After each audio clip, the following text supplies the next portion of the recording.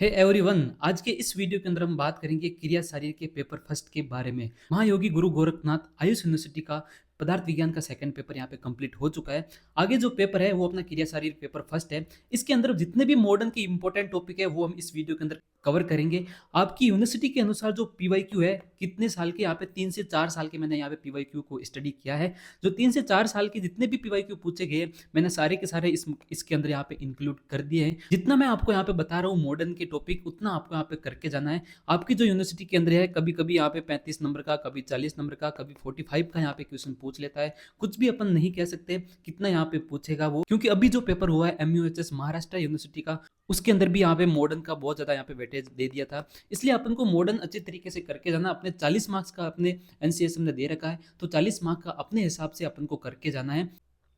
और मुझे पूरी उम्मीद है कि आपका पदार्थ विज्ञान का जो सेकंड वाला पेपर है वो बहुत अच्छा गया है, और जितने हमने यहाँ पे क्वेश्चन बताए हैं लगभग उसी में से आए हैं। तो हम इस वीडियो के अंदर यहाँ पे पूरा NCSM का सिलेबस जितना दे रखा है वो अपन यहाँ पे कवर करेंगे। जितने आपको इंपॉर्टेंट टॉपिक है वो ही पढ़ना है, क्योंकि अपने पास टाइम कम है और सिलेबस यहाँ पे बहुत ज्यादा भर भर के दे रखा है। इसलिए जितने आपकी यूनिवर्सिटी के अकॉर्डिंग जो इंपॉर्टेंट टॉपिक है वो यहाँ पे मैं इस वीडियो के अंदर आपको बताऊंगा। तो सबसे पहले तो अपन बात करते हैं कि पेपर फर्स्ट के अंदर कौन कौन से यहाँ पे टॉपिक पूछे जाएंगे। तो जो पहला टॉपिक है अपना फिजियोलॉजी ऑफ होम्योस्टेसिस यहाँ पे पूछा जाएगा, physiology of respiratory system, physiology of GIT, physiology of nervous system और फिजियोलॉजी ऑफ एंडोक्राइन ग्लैंड यहाँ पे पूछा जाएगा। इसके अंदर जो है physiology of homeostasis, respiratory system और जो GIT है, ये तीन टॉपिक मिलके यहाँ पे 23 मार्क्स के क्वेश्चन आने वाले हैं। और जो दो टॉपिक पीछे बचे हैं, यानी कि फिजियोलॉजी ऑफ नर्वस सिस्टम और फिजियोलॉजी ऑफ एंडोक्राइन, यहाँ से जो है 17 मार्क्स के क्वेश्चन यहाँ पे देखने को मिलेंगे। इस प्रकार से जो 5 टॉपिक ये है, 5 टॉपिक में से यहाँ पे बहुत सारे सब टाइप्स दे रखे हैं, इनके अंदर सब टॉपिक दे रखे हैं, वो आपको अच्छे तरीके से करना है। कौन कौन से करना है मैं आपको यहाँ पे इस वीडियो के अंदर बताऊंगा। जितना मैं बता रहा हूँ उतना सफिशियंट है, उतना आप यहाँ पे करके जाओ। तो जो अपना फर्स्ट टॉपिक है फिजियोलॉजी ऑफ होम्योस्टेसिस, इसके अंदर आपको क्या करना है, define homeostasis and describe mechanism of maintenance of homeostasis, ये आपको अच्छे तरीके से करना है। एक यहाँ पे आपकी यूनिवर्सिटी के अंदर क्वेश्चन पूछा गया है पीवाईक्यू के अंदर, role of different system in homeostasis, homeostasis का यहाँ पे क्या रोल देखने को मिलता है डिफरेंट सिस्टम के अंदर। तो ये आपको यहाँ पे गूगल करना है, या आपको अच्छे तरीके से यहाँ पे अपनी बुक के अंदर सर्च करना है और इसको पढ़ना है। इसके बाद आपको पढ़ना है define the term cell death क्या होता है, सेल डीजनरेशन क्या होता है, सेल यहाँ पे एजिंग क्या होता है, इसको आपको यहाँ पे आना चाहिए। ये तीन टर्म कम से कम याद कर लो, सेल डेथ, सेल डीजनरेशन और सेल एजिंग। यहाँ से सेल डीजनरेशन आपका यहाँ पे पीवाईक्यू एक बार यहाँ पे पूछ चुका है, इसलिए इसको यहाँ पे अच्छी तरीके से करना है। उसके बाद है describe the mechanism of positive and negative feedback system with at least यहाँ पे 2 एग्जांपल के साथ आपको इसको समझाना है। जो पॉजिटिव एंड नेगेटिव फीडबैक है, ये मैकेनिज्म आपको अच्छी तरीके से आना चाहिए। हो सकता है कि यहाँ से जो है LAQ भी यहाँ पे पूछ ले, हो सकता है कि अपना यहाँ पे SAQ भी आ जाए, और पीवाईक्यू के अंदर ये आ भी चुका है, इसलिए आपको अच्छी तरीके से करना है। उसके बाद है describe the structure and function of the cell and cell membrane, ये आपको आना चाहिए। 1 से 1.5 पेज का यहाँ पे कंटेंट इसका भी आपको तैयार करके जाना है। 1 से 1.5 पेज का यहाँ पे कंटेंट इसका याद कर लो। उसके बाद है describe the acid base balance क्या होता है, वाटर एंड इलेक्ट्रोलाइट बैलेंस यहाँ पे क्या होता है, ये भी एक बार आपको हल्का सा 1 पेज का यहाँ पे आपको पढ़ के जाना है, क्योंकि अपन जो है आपकी यूनिवर्सिटी का कुछ भी नहीं कह सकते, कुछ भी ये यहाँ पे दे सकती है। उसके बाद अपना यहाँ पे आपको इस टॉपिक के अंदर इतना ही पढ़ना है। फिजियोलॉजी ऑफ रेस्पिरेटरी सिस्टम के अंदर अपन को क्या पढ़ना है, प्रोसेस ऑफ रेस्पिरेशन आपको अच्छे तरीके से आना चाहिए। ब्रीथिंग मैकेनिज्म क्या होती है, क्या इस ये दोनों सेम ही है अलग है, ये आपको एक बार यहाँ पे देखना है। ब्रीथिंग मैकेनिज्म नाम से यहाँ पे आपको एक बार जो है LAQ यहाँ पे पूछा गया है। ओके, उसके बाद अपन को इसमें इसके अंदर यहाँ पे क्या क्या पढ़ना रहेगा, तो अपना पल्मोनरी सर्कुलेशन जो है आपको अच्छी तरीके से पढ़ना है। Describe the mechanism of normal respiration, pressure change during यहाँ पे वेंटिलेशन, ये आपको अच्छी तरीके से आना चाहिए। वेंटिलेशन से एक बार यहाँ पे SAQ पूछ चुका है, वेंटिलेशन इंपॉर्टेंट है, आपको अच्छे तरीके से करना है। पल्मोनरी वेंटिलेशन क्या होता है, यहाँ से क्वेश्चन आ चुका है। ओके, इसके बाद है describe the lung volume and capacities, ये भी आपको एक बार यहाँ पे अच्छे तरीके से करना है। इसके अंदर जो भी यहाँ पे चार्ट दे रखा है वो भी आपको अच्छे तरीके से पढ़ना है। Describe the discuss the exchange and transport of gases, O2 and CO2 का जो ट्रांसपोर्ट होता है, O2 एंड CO2 का वो किस प्रकार से होता है, ये आपको एक बार देखना है। और describe the neural and chemical control of respiration, ये एक बार आपकी यूनिवर्सिटी के अंदर क्वेश्चन पूछ चुका है। क्या पूछा है, कंट्रोल ऑफ रेस्पिरेटरी सिस्टम किस प्रकार से होता है, ये पीवाईक्यू के अंदर यहाँ पे पूछा है। तो आपको यहाँ पे न्यूरल एंड केमिकल कंट्रोल यहाँ पे दोनों इसमें लिखने होंगे, आपको ये अच्छे तरीके से तैयार करना है।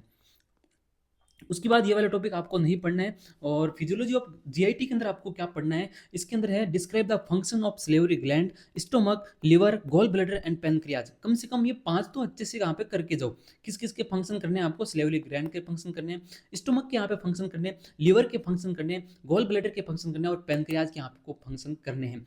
दूसरे यहाँ पे है describe the mechanism of secretion, composition, function and regulation of saliva, gastric, pancreatic, intestinal juice and bile secretion. ये भी आपको अच्छे तरीके से करना है, ये भी इंपॉर्टेंट देखने को मिलता है। उसके बाद है जो प्रोसेस ऑफ डाइजेशन किस प्रकार से होता है, ये भी आपको एक बार देखना है। यहाँ पे एमयूएचएस की यूनिवर्सिटी का ये फेवरेट रहता है, आपकी यूनिवर्सिटी में ये लगभग नहीं पूछता है, बट क्या पता इस बार ये आ जाए, प्रोसेस ऑफ डाइजेशन अच्छे से करके जाओ। इस बार जो एमयूएचएस के अंदर यहाँ पे प्रोटीन का यहाँ पे मेटाबॉलिज्म पूछा गया है, इसलिए आप भी यहाँ पे इसको करके जाओ। Metabolism of protein, fat and carbohydrate आप इसको अच्छी तरीके से करके जाओ। साथ ही के अंदर आपको विटामिन पढ़ने हैं, टाइप्स ऑफ विटामिन आपको अच्छे तरीके से करना है। इस बार एमयूएचएस के अंदर पूछा है, क्या पता आपकी यूनिवर्सिटी भी से आप ये सेम टू सेम क्वेश्चन पूछ ले, टाइप्स ऑफ विटामिन अच्छे से यहाँ पे करके जाओ। उसके बाद है फिजियोलॉजी ऑफ नर्वस सिस्टम के अंदर आपको क्या पढ़ना है। तो मैं आपको एक बात बता दूं कि फिजियोलॉजी ऑफ नर्वस सिस्टम से आपकी यूनिवर्सिटी का ये फेवरेट टॉपिक है ही नहीं, पता नहीं यहाँ पे 3 से 4 सालों से यहाँ पे बहुत यहाँ पे कम क्वेश्चन ये दे रही है। क्या पता इस बार यहाँ से क्वेश्चन आ जाए, यहाँ से क्वेश्चन आने की चांस बहुत ज़्यादा है, मेरे को ऐसा लग रहा है 100% यहाँ से क्वेश्चन देखने को मिलेगा। तो फर्स्ट क्वेश्चन अपन को इसमें के अंदर क्या तैयार करना है, तो इसके अंदर जो है describe the mechanism of propagation of nerve impulse. Nerve impulse किस प्रकार से यहाँ पे जनरेट होती है, किस प्रकार से चलती है, ये आपको याद करना है। Describe the function of properties of synapse, reflex और रिसेप्टर, ये आपको एक बार यहाँ पे देखना है। सिनेप्स अच्छी तरीके से तैयार करके जाओ। उसके बाद इतना या जो भी दे रखा है इसके अंदर आपको सीएनएस, पीएनएस और एएनएस के बारे में पढ़ना है, यानी कि जो नर्व सिस्टम का जो क्लासिफिकेशन है वो आपको अच्छी तरीके से तैयार करके जाना है। इस बार जो एमयूएचएस ने यहाँ पे पीएनएस के बारे में पूछा है, आपकी यूनिवर्सिटी क्या पता सीएनएस के बारे में पूछ ले, इसीलिए जो मैं आपको बता रहा हूँ वो यहाँ पे करके जाओ। क्लासिफिकेशन जो इसका दे रखा है वो यहाँ पे पूरा का पूरा यहाँ पे चार्ट अच्छे से कर लो, यहाँ पे तीनों क्वेश्चन है आराम से यहाँ पे बन जाएंगे।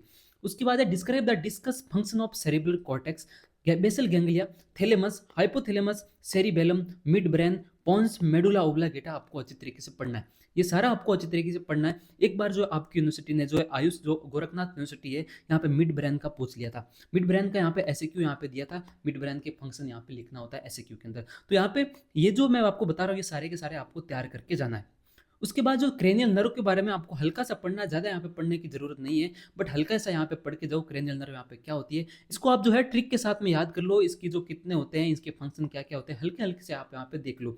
फिजियोलॉजी ऑफ टेम्परेचर रेगुलेशन एक बार आपको देख के जाना है, बस एक पेज का यहाँ पे कंटेंट इसका यहाँ पे देख लो, ज़्यादा नहीं देखने की जरूरत, एक बार आंखों के सामने से इसको निकाल लो, क्या पता है आपको यहाँ पे ये पूछ ले। क्योंकि मेरा यहाँ पे मेन मोटिव यही रहता है कि ज़्यादा से ज़्यादा मैं आपको यहाँ पे क्वेश्चन जो है अच्छी तरीके से बताऊँ, ताकि जो आपको यहाँ पे एग्जाम के अंदर ज़्यादा डिफिकल्ट उसको फेस ना करना पड़े, सेम टू सेम आपको यहाँ पे क्वेश्चन दिखे। इसलिए मैं आपको ज़्यादा क्वेश्चन भी बताता हूँ, क्योंकि यदि मैं अभी आपको बताऊंगा क्वेश्चन तो आप अभी टाइम है और करके भी चले जाओगे, और यदि मैंने पहले से ही कम क्वेश्चन बताए तो आप क्वेश्चन भी कम करके जाओगे, है ना। तो मेरा यहाँ पे इसलिए मैं थोड़ा सा आपको हल्के से ज़्यादा क्वेश्चन बताता हूँ ताकि आप ज़्यादा से ज़्यादा यहाँ पे तैयार करके उसको जाओ। उसके बाद है अपना फिजियोलॉजी ऑफ एंडोक्राइन सिस्टम के अंदर आपको क्या पढ़ना है। एंडोक्राइन से यहाँ पे एलएक्यू भी देखने को मिल सकता है, यहाँ से एसएक्यू भी देखने को मिल सकता है। अपन को कितनी ग्लैंड यहाँ पे तैयार करनी है, तो फर्स्ट जो ग्लैंड है वो अपना पिट्यूटरी ग्लैंड है। इसमें आपको क्या तैयार करना है पिट्यूटरी ग्लैंड के अंदर, तो उसके जो फंक्शन होते हैं, उसके जो हाइपर एंड हाइपो एक्टिविटी वहाँ पे देखने को मिलती है वो क्या क्या होता है, ये आपको अच्छे तरीके से तैयार करना है। थायराइड ग्लैंड का भी आप अच्छे तरीके से सेम टू सेम ऐसा ही तैयार करके जाओ। आपको यहाँ पे जो है एडिनल ग्लैंड भी ऐसे ही तैयार करना है। एडिनल ग्लैंड में आपको यहाँ पे उसके जो फंक्शन होते हैं, उसके हाइपर एंड हाइपो एक्टिविटी होती है ना। एडिनल कॉर्टेक्स से और एडिनल मेडुला दोनों यहाँ पे अच्छे तरीके से तैयार करके जाओ, क्या पता यहाँ पे क्वेश्चन यहाँ पे फंस जाए।